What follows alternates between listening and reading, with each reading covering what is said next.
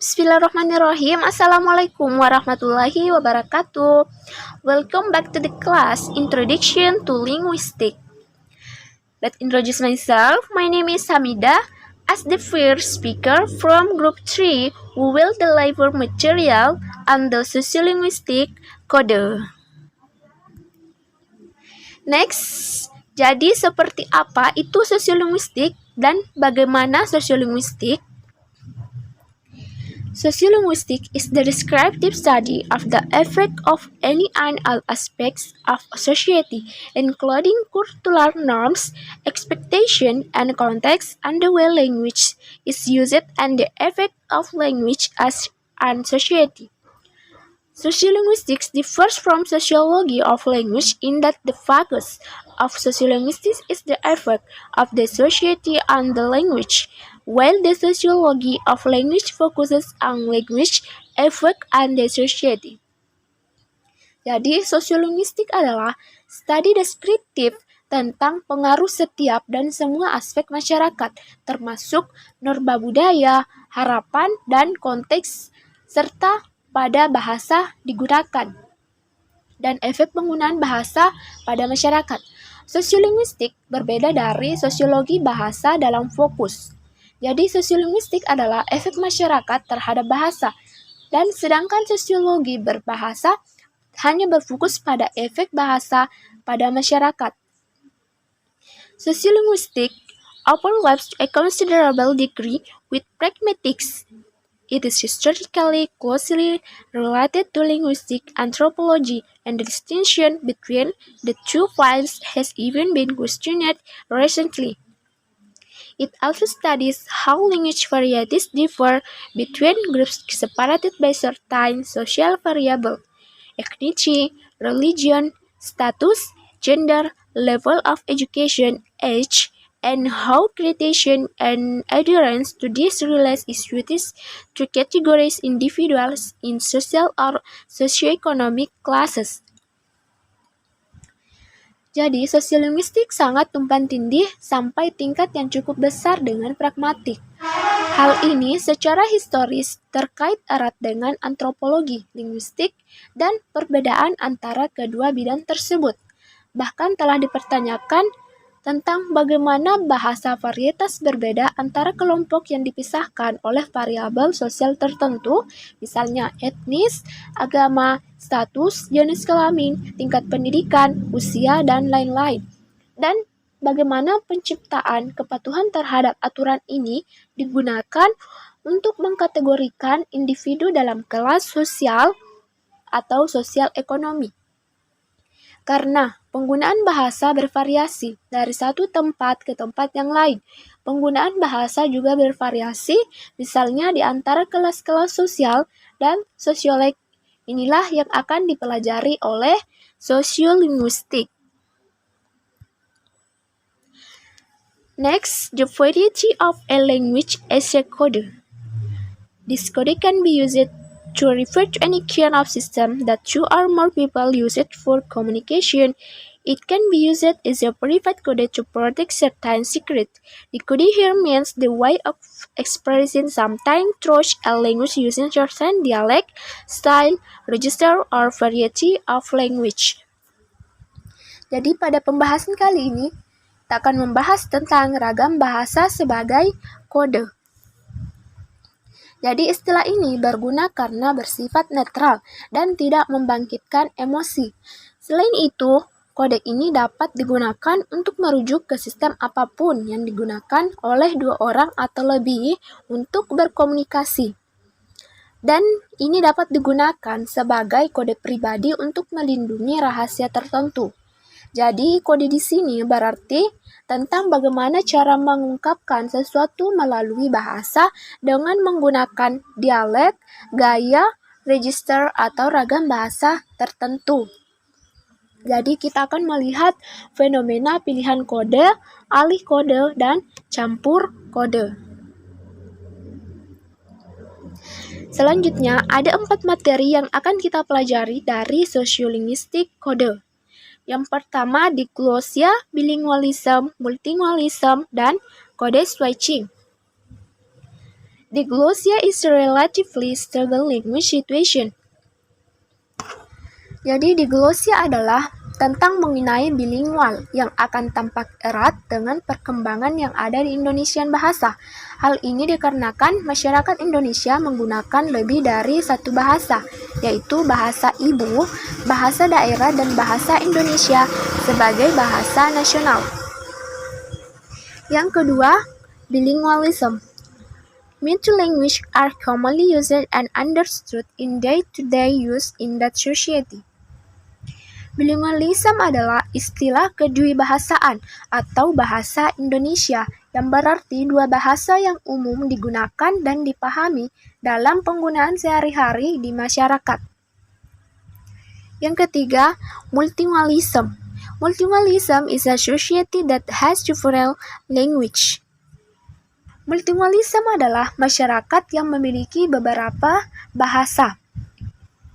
Dan yang keempat, code switching refers to the alternation between two or more language dialects or language register in the course of discourse between people who have more than one language in common. Di mana code switching di sini adalah pengalihan kode lebih mengacu pada pergantian antara dua atau lebih bahasa, dialek atau register bahasa dalam proses wacana antara orang-orang yang memiliki lebih dari satu bahasa yang sama. Next, selanjutnya yang akan kita bahas mengenai materi diglossia. Diglossia is a relatively stable language situation in which, in addition to the primary dialects of the language, which might include a standard or regional standard, there is a very divergent high codified, often grammatically more complex, superposed variety the vehicle of a large and respected body of written literature, either of an earlier period or in another speech community, which is learned largely by formal education and is used for most written and formal spoken purposes, but is not used by any sector of the community for ordinary conversation.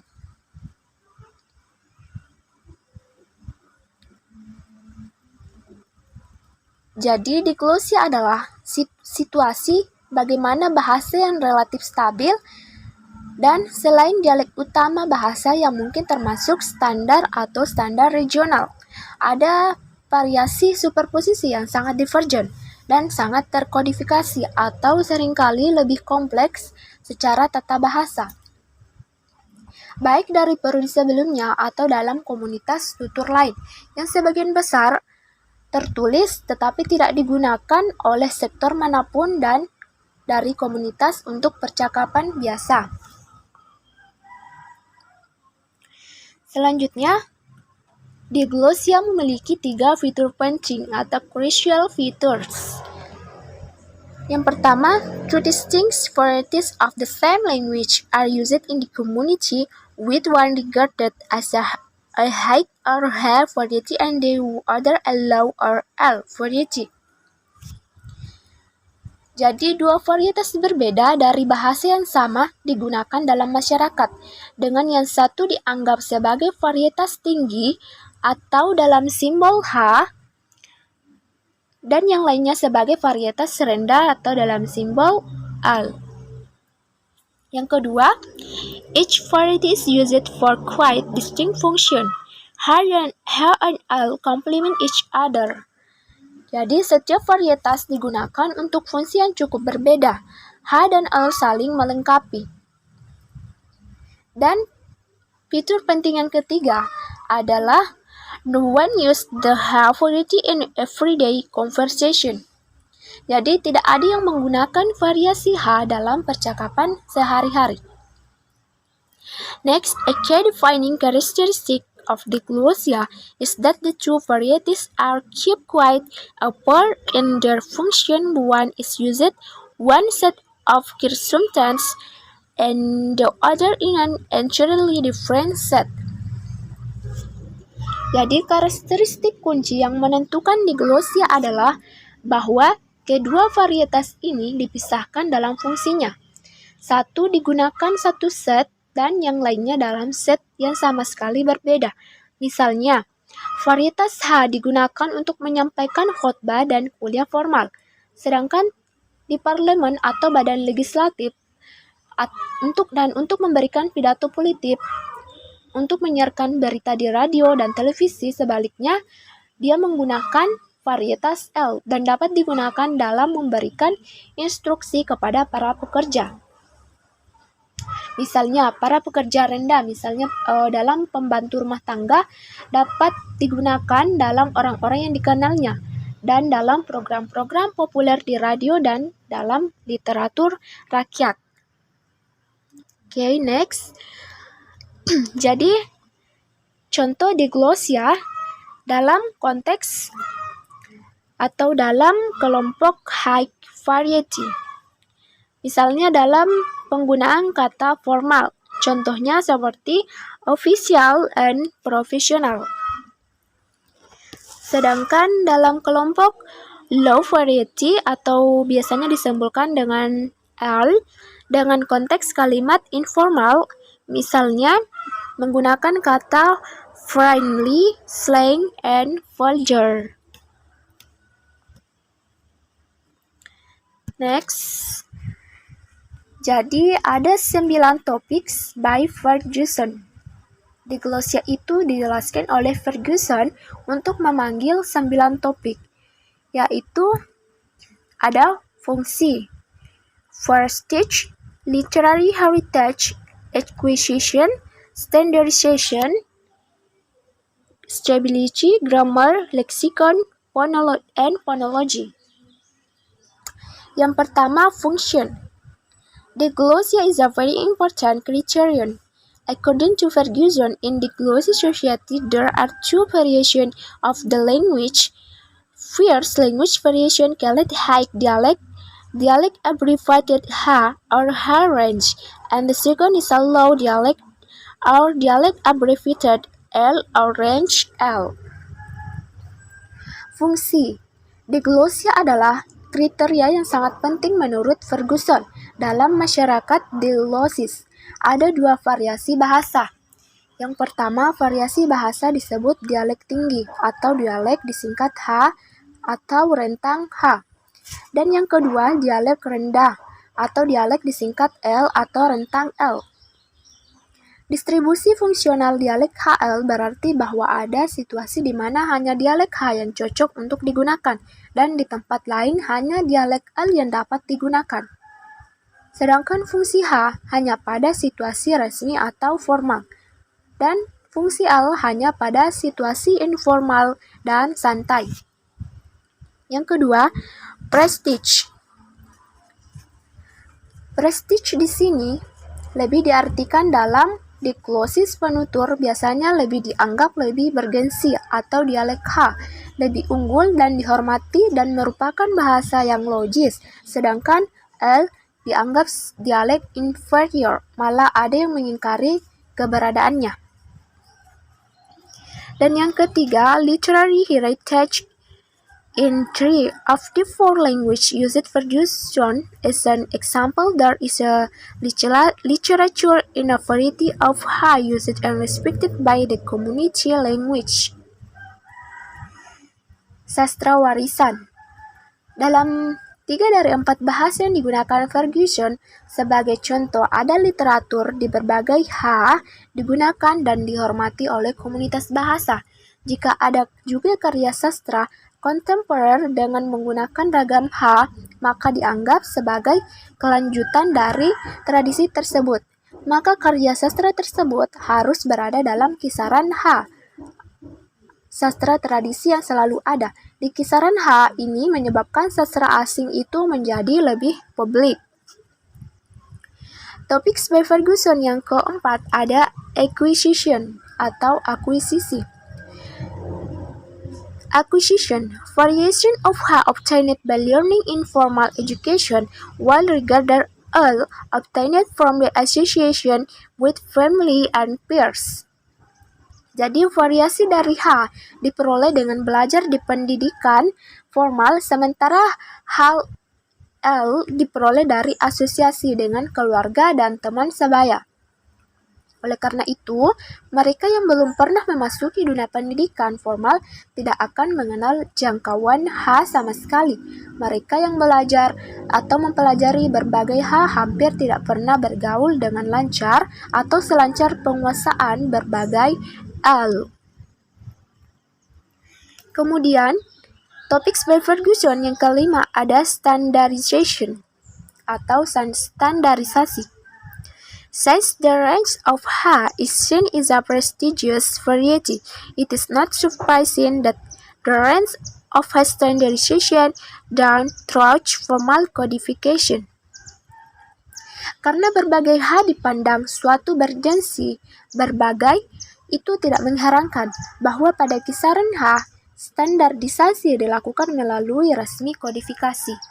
Kamus, tata bahasa, panduan pengucapan, dan buku untuk penggunaan aturan yang benar ditulis untuk berbagai H. Sebaliknya, rentang L tidak pernah diurus dan ditangani. Next, topik Ferguson yang keenam adalah stability. Stability in the long-running diglosses usually where there is a variation of a language that maintains its presence in the community. Stabilitas di dalam lama berjalan diglosis biasanya di mana ada sebuah variasi bahasa yang dipertahankan kehadirannya di masyarakat. Perbedaan atau selisih antara berbagai dan berbagai HL di dalam diglosis selalu disorot karena perkembangan di campuran bentuk memiliki karakteristik rentang H dan rentang berbagai L. Next, topik by Ferguson yang ketujuh ada grammar. Ferguson argued that the range of H and L in the range of diglossia are from the same language word, but in grammatical apparently there is a difference. Jadi grammar, Ferguson berpendapat bahwa berbagai H dan L dalam kisaran diglossia adalah bentuk-bentuk dari sama dukungan bahasa, tetapi dalam tata bahasa tampaknya ada perbedaan. Kemudian, topik by Ferguson yang ke-7 ada, yang ke-8 ada lexicon. Most of the vocabulary in the range of H and L are the same variety. However, there is a vocabulary in the range of H is not named the range of L, or vice versa. There is a vocabulary in the range of L that there is no partner on the range of H. Sebagian besar kosakata dalam rentang H dan L adalah varietas yang sama, namun ada kosakata di kisaran H tidak ada pasangan di kisaran L, atau sebaliknya, ada kosakata di kisaran L yang tidak ada pasangan di kisaran H. Kemudian yang terakhir, topik 9 dari Ferguson, di mana yaitu phonology. Phonology, in the field of phonology there are structural difference between the various kinds of H and L. Di bidang fonologi ada perbedaan struktural antara berbagai jenis H dan L. Perbedaan ini bisa jadi terlalu dekat. Ferguson menyatakan range sound system dan ragam LH sebenarnya merupakan ragam tunggal, tetapi fonologis H merupakan sistem dasar, sedangkan ragam fonologi L ragam merupakan subsistem atau parasistem. In the citation of diglossia, we will find the diglossia level in several regional languages in Indonesian such as Javanese, Sundanese, Balinese, dan yang lain. Jadi dalam situasi diglossia, kita akan menemukan tingkatan diglossia dalam beberapa bahasa daerah di Indonesia, seperti bahasa Jawa, Sunda, Bali, dan lain-lain, yang memiliki nama dalam masyarakat Sunda. Misalnya, unda usuk basa, yang ada aturan gramatikal yang mengatur rendah tingkat keragaman bahasa dan tinggi keragaman bahasa.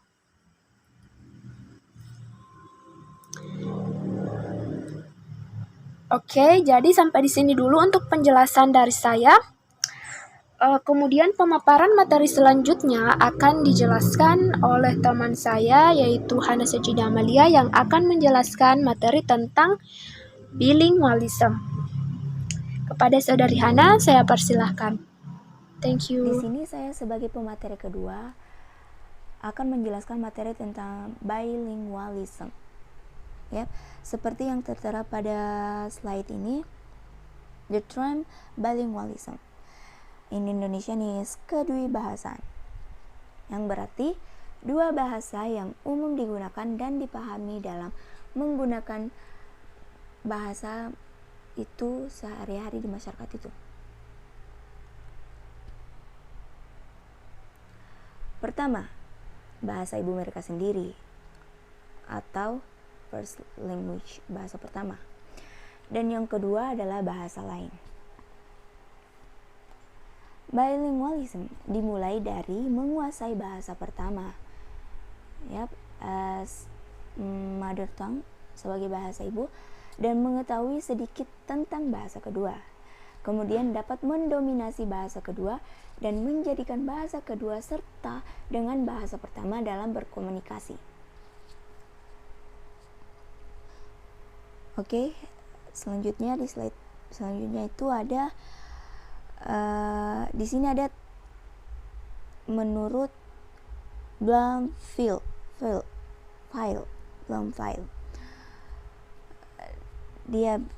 Blumfield mengatakan bilingualism is speaker ability use two language as well as. Ya, kedwibahasaan adalah kemampuan penutur menggunakan dua bahasa sekaligus. Jadi, seseorang disebut bilingual jika penuturnya menggunakan bahasa pertama dan bahasa kedua dengan baik. Contohnya, Ana adalah warga Selandia Baru Tonga bilingual yang tinggal di Auckland. Di rumah bersama keluarganya, dia menggunakan bahasa Tonga hampir secara eksklusif untuk berbagai topik. Dia sering berbicara dengan neneknya tentang adat istiadat Tonga, misalnya. Dengan ibunya dia bertukar gosip tentang teman dan kerabat Tonga. Tonga adalah bahasa yang digunakan keluarga pada waktu makan. Mereka mendiskusikan apa yang telah mereka lakukan, merencanakan tamasya keluarga, dan berbagai informasi tentang acara sosial Tonga. Hanya dengan kakak perempuannya, Ana, menggunakan beberapa kata bahasa Inggris ketika mereka berbicara tentang sekolah atau mengerjakan pekerjaan rumah mereka.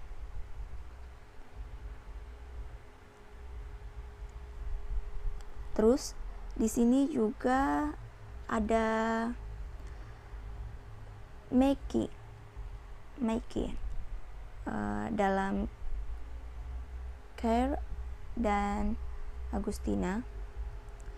Di sini dia bilang bilingualism is defined as the use of two language by the speakers in the interaction with other people. Ya, kedwibahasaan diartikan sebagai penggunaan dua bahasa oleh penutur dalam interaksi dengan orang lain. And in here, according to Meiki, there are four aspects to facilitate discussion about bilingual. Dan di sini itu menurut Meiki itu ada 4 aspek untuk memfasilitasi diskusi tentang bilingual ini, yaitu yang pertama ada level of ability atau tingkat kemampuan. Ya, kemampuan berbahasa akan tampak pada 4 keterampilan, yaitu menyimak, membaca, berbicara, dan menulis. Selanjutnya ada fungsi. tingkat kemahiran tergantung pada fungsi atau penggunaan bahasa. Dapat kita katakan bahwa semakin sering bahasa digunakan, tingkat tergantung penuturnya. Jadi di sini pun itu dari fungsi ini ada pun faktor yang mempengaruhi, yaitu faktor internal dan eksternal. Nah, untuk faktor internalnya meliputi 1. Penggunaan internal. Ya, yang pertama penggunaan internal seperti menghitung, memperkirakan, berdoa, mengutuk, mimpi, buku harian, dan catatan. Nah, yang kedua, dari faktor internal ini ada bakat atau kecerdasan, dan dipengaruhi oleh beberapa aspek, yaitu seperti jenis kelamin, usia, kecerdasan, memori, sikap berdiskusi, dan motivasi. Nah, selanjutnya ada faktor eksternal. Faktor eksternal itu dipengaruhi, yang pertama ada kontak. Kontak adalah kontak penutur dengan bahasanya di rumah, bahasa di masyarakat, bahasa di sekolah, bahasa di media massa, dan surat menyurat. Terus ada di faktor eksternal ini ada variabel, dipengaruhi oleh variabel sarana kontak penutur ditentukan oleh lama pemaparan, kontak yang sering, tekanan. Tekanan di sini makna yang mempengaruhi penutur dalam bidang penggunaan bahasa, seperti ekonomi, administrasi, budaya, politik, militer, sejarah, agama, dan itu dari menurut Miki, aspek selanjutnya itu ada pengertian antar bahasa, alternation. Pergantian antar bahasa. Pergantian antara kelancaran berbahasa dan juga tergantung pada fungsi eksternal dan internal. Kondisi penutur beralih bahasa paling tidak ditemukan oleh 3 hal. Yang pertama, topik pembicaraan, orang yang terlibat, dan ketegangan.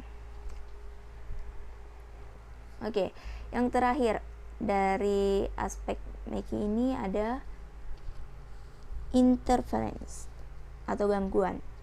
Ya, interference adalah kesalahan yang menyebabkan terbawanya kebiasaan berbicara atau bahasa ke dalam bahasa dialek ibu.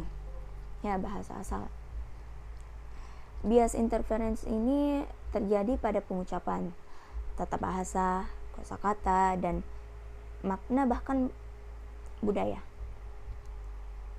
Deskripsi gangguan dengan individu tersebut sehingga pembicara idiosinkratik dan pembebasan bersyarat. Nah, untuk di slide selanjutnya ini ada menurut Al-Wasilah, ia menambahkan 2 aspek lainnya, yaitu language shift, pergeseran bahasa, yang dimana ketika suatu kelompok baru datang ke tempat lain dan berbaur dengan kelompok lokal, maka akan terjadi pergeseran bahasa atau language shift. Nah, yang kedua, menurut Al-Wasilah ini ada konvergensi. Konvergensi ini dipenuhi kegiatan dan terutama bergerak menuju kesatuan dan keseragaman. Nah, dan di sini juga ada bilingualism in Indonesian. Jadi kedwibahasaan di Indonesia itu ada bahasa daerah dan bahasa Indonesia. Kedwibahasaan di Indonesia bahasa daerah dan bahasa Indonesia ini gunakan bilingualism ini bisa terjadi karena contohnya seperti beberapa contoh berikut, yaitu when Sumpah Pemuda. Ya, ketika Sumpah Pemuda tahun 1928 menggunakan bahasa Indonesia. Jadi pada waktu itu disebut Malays, dikaitkan dengan perjuangan kemerdekaan dan nasionalisme.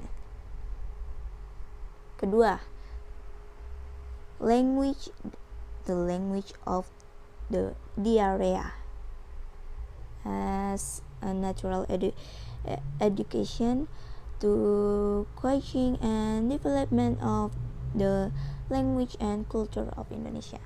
Ya, bahasa-bahasa daerah memiliki tambahan alamiah untuk pembinaan dan pengembangan bahasa dan budaya Indonesia. Yang ketiga ada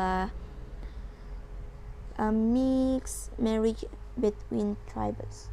Ya, perkawinan campuran antar suku. Jadi misalnya ada seperti di daerah kita itu ada orang Mandar nikah sama orang Bugis, jadinya bahasa mereka itu jadi memiliki dua bahasa selain bahasa asal selain dari bahasa asal tentunya bahasa Indonesia seperti bahasa Indonesia, dan jadi mereka juga punya bahasa Mandar dan Bugis sebagai bahasa lainnya, bahasa keduanya. Dan yang keempat ada transfer of population, perpindahan penduduk dari suatu daerah ke daerah lain. Ini karena urbanisasi, migrasi internal, mutasi pegawai atau pegawai dan sebagainya. Yang kelima ada interaction between ethnic groups. Ya, interaksi antar suku, yaitu di mana dalam berdagang, bersosialisasi dan bisnis kantor atau sekolah. Yang terakhir, yang keenam ada many motivation is driven by the interest of the profession and in the interest of life. Ya, banyak motivasi yang didorong oleh kepentingan profesi dan kepentingan hidup. Oke, Assalamualaikum warahmatullahi wabarakatuh. Perkenalkan, nama saya Nanda Febriana dari kelas English Education B 2020. Di sini saya sebagai pemateri ketiga dan akan membahas tentang materi multilingualism. Multilingualism is a society that has several languages. Such communities occur because some ethnic communities that help it shape an ethnically plural society can be regarded as plural society.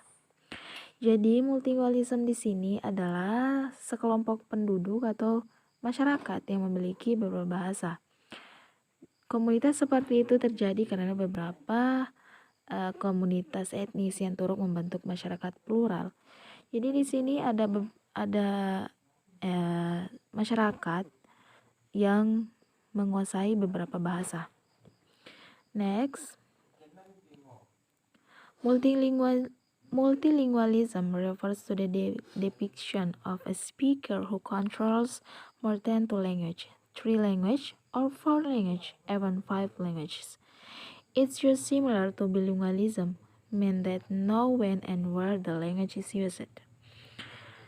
Multilingualism di sini mengacu pada penggambaran seorang pembicara atau seseorang yang menguasai lebih dari 2 bahasa, bisa sampai 3 bahasa atau 4 bahasa, bahkan bisa menguasai sampai 5 bahasa.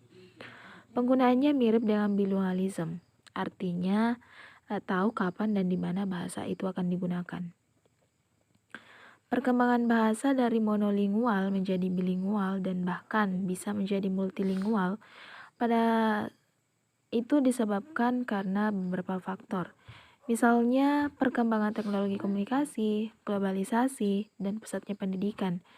Dari 3 faktor di atas juga disebabkan karena adanya masyarakat yang menyebabkan terjadinya pergeseran bahasa serta kemajuan zaman secara tidak langsung mengacaukan antar bahasa. Di sini ada contoh. The Javanese, even they can speak Java language as mother tongue, as well as can speak Indonesian as second language and English as third language, even some who can speak Japanese, Dutch, and so on.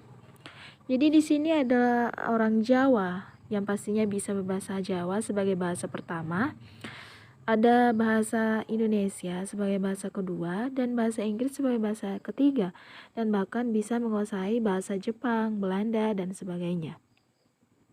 Next, in the history of the formation multilanguage, a language that we look at, list there are 4 patterns. Dalam sejarah terbentuknya multibahasa, di sini ada 4 pola. The first is migration.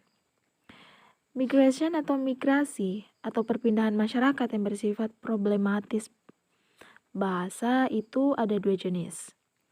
The first type is a large group bersifat problematis bahasa itu ada 2 jenis. The first type is a large group of the population to expand to other areas already inhabited by other groups. Jadi untuk tipe pertamanya itu ada sekelompok besar penduduk yang melakukan ekspansi ke daerah lain yang sudah dihuni oleh kelompok lain. The second type occurs when a small number of ethnic members into areas already under national control. Untuk tipe kedua, ini terjadi ketika sejumlah kecil anggota etnis masuk ke wilayah yang sudah berada di bawah kendali nasional. Next, colonization. Colonization atau kolonisasi di sini adalah dalam prosesnya itu penguasaan kolonial dipegang oleh relatif sedikit orang dari daerah pengontrol kebangsaan yang baru. Next, federation is the union of different ethnic or nationality under the political control of the country. Federasi adalah persatuan etnis atau kebangsaan yang berbeda di bawah kendali politik negara. The last is the various language in the border region.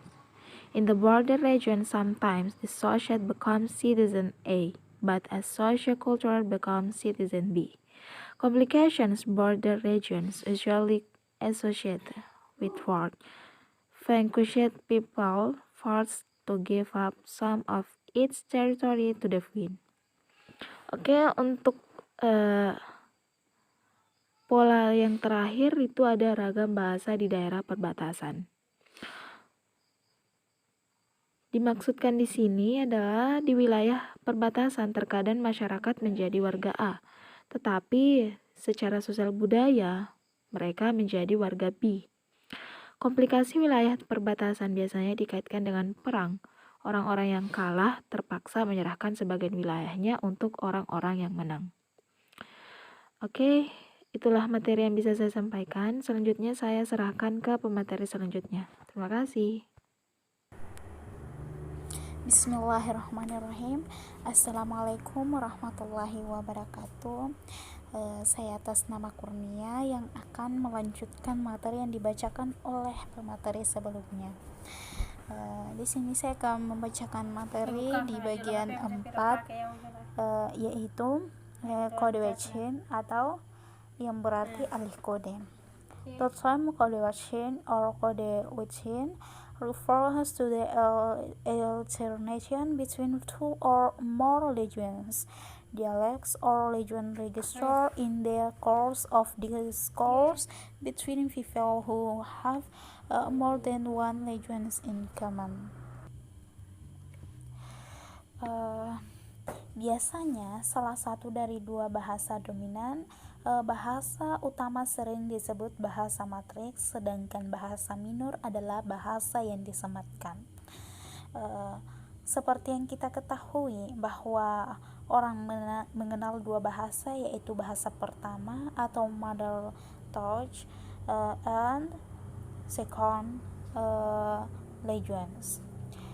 So Dari itu, ini terkadang untuk menggabungkan bahasa-bahasa tersebut dalam komunikasinya. Jadi, dalam masalah ini mereka telah menggunakan alih kode. Beberapa ahli telah memberikan definisi tentang alih kode, di antaranya yaitu Apple 1976 graduation the changing of the using legends because of the changing of situation. Sedangkan menurut Himes 2875 state that communication is not happen between legends, but it can happen between variety or styles in the any legends. On generally, he may state that the cultivation has become a common term for alternate use of two or more legends, varieties of legends, or even speech styles. Nah, Next, di sini contohnya. Sarah, kurasa semua orang ada di sini kecuali Mark. John, dia bilang mungkin agak terlambat, tapi sebenarnya saya pikir dia datang sekarang.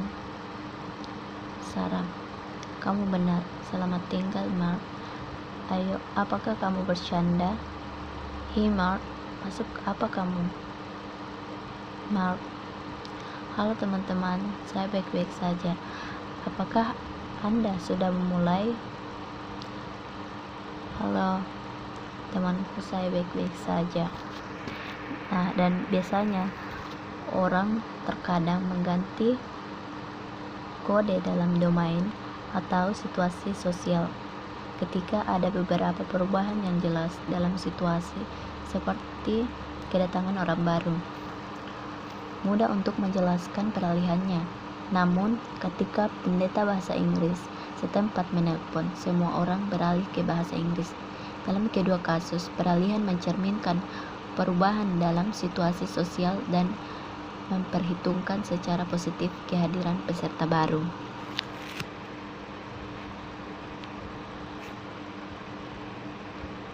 Nah, kesimpulannya yaitu meskipun sebagian besar penduduk dunia hanya berbicara satu bahasa, minoritas yang cukup besar namun mampu berkomunikasi dalam 2 atau lebih dari 750 juta penutur bahasa Inggris di dunia. Misalnya, hanya 300 juta yang menggunakannya sebagian bahasa pertama atau bahasa ibu mereka. 450 juta sisanya berbicara sebagai bahasa kedua atau ketiga. Setiap kali penutur 2 bahasa atau lebih berkumpul, keputusan harus dibuat tentang bahasa mana yang akan digunakan. Mungkin dianggap bahwa faktor-faktor yang mempengaruhi pilihan bahasa pemikiran sedikit, dan tetapi tidak demikian halnya. Seringkali tidak ada penjelasan yang memuaskan yang dapat diberikan tentang mengapa pembicara membuat pilihan yang mereka lakukan. Sosiolinguistik telah lama terpesona oleh fenomena bilingualisme dan pola alih bahasa yang kompleks dan sering menyertainya. Banyak penutur dari bahasa dapat beralih dari satu bahasa ke bahasa lainnya dengan mudah, terkadang di tengah kalimat. Namun, upaya untuk mendefinisikan pola seperti itu belum banyak berhasil. Oke, thank you.